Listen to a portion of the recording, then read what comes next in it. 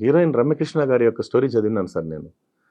రమ్యకృష్ణ గారు కష్టాలు కన్నీళ్లు తట్టుకొని తన చెయ్యి పట్టుకొని తనే పైకి లేచిందంట sir. Neelambari to Sivagami article sir. ఇప్పుడు ఎంత మంచి ఉత్సాహాన్ని ఇచ్చామాట sir. Isinbayeva Russian pole vault winner, 4 times gold medalist sir ఆవిడ.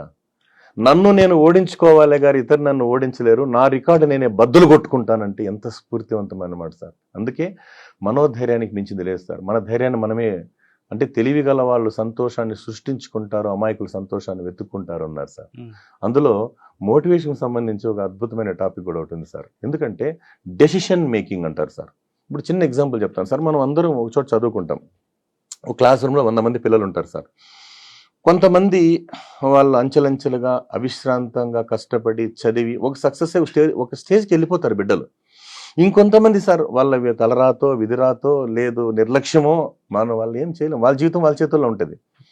ఒక సందర్భంలో ఒక అతను బస్ స్టాప్లో నిలబడుకొని వెయిట్ చేస్తుంటాడు ఫ్యామిలీతో, 2 బిడ్డలు పెట్టుకొని లగేజ్ పెట్టుకుంటాడు. అదే సమయానికి ఒక కాస్ట్లీ వెహికల్ ఇన్నోవాలో తను ఆపి, అదే ఫ్రెండ్ బాగున్నావా, నేను పలానా నీ మిత్రుని రా ఎక్కువ కూర్చో అన్నప్పుడు ఇతనికి ఎలా ఉంటుంది సార్?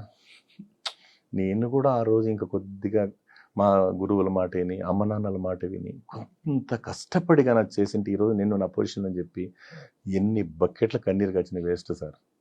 అందుకే విద్యార్థి దశలోనూ కావచ్చు, ఒక యవ్వన దశలో ఉండేటప్పుడు కనుక్కోవాల్సింది ఏమంటే తన జీవితాన్ని తానే మోల్డ్ చేసుకునే విధంగా ప్రయత్నించుకుంటే ఏ సమస్య అనేది 90% రావు సార్. దానికి ఒక చిన్న స్టోరీ ఏమంటే, మన శత్రు దేశం ఏది సార్? పాకిస్తాన్ శత్రు దేశం ఏది? భారత్, మన ఇండియా. మనకు వాళ్ళకి ఎందుకు వచ్చింది శత్రుత్వం? జమ్మూ అండ్ కాశ్మీర్ 20 kilometers ఆజాద్ కాశ్మీర్ అని వాళ్ళు అంటున్నారు. పిఓకే అంటే పాక్ ఆక్రమిత కాశ్మీర్ మనం చెప్తున్నాం. 2 దేశాల మధ్య ఉగ్రవాదం, ఏర్పాటువాదం పచ్చగడ్డేస్తే బగ్గుమంటా ఉంది. ఆ రోజు దాన్ని 20 kilometers అని పెద్దవాళ్ళు చెప్తుంటారు. దాన్ని పాకిస్తాన్లో కలిపిన బాధ లేదు, ఇండియాలో కలిపిన బాధ, అది అట్లా పెండింగ్ అయిపోయింది సార్.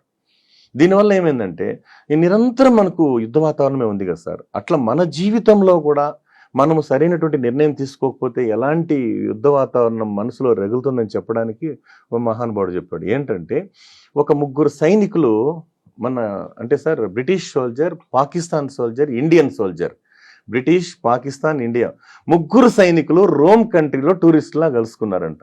అక్కడ డ్రింక్ చేసినా గ్యాంబ్లింగ్ అన్న ఎత్తు లోపలేస్తారు సార్. వీళ్ళు చేయరాని తప్పు చేశారు. వీళ్ళు 3 పట్టుకున్నారు. మిస్టర్, మీరు 1 నెల రోజులు జైలుకు పోతారా మా చట్టం ప్రకారం, లేదు 40 కొరడా దెబ్బలు, 666 కొరడా దెబ్బలు సార్ తింటారా అన్నారు.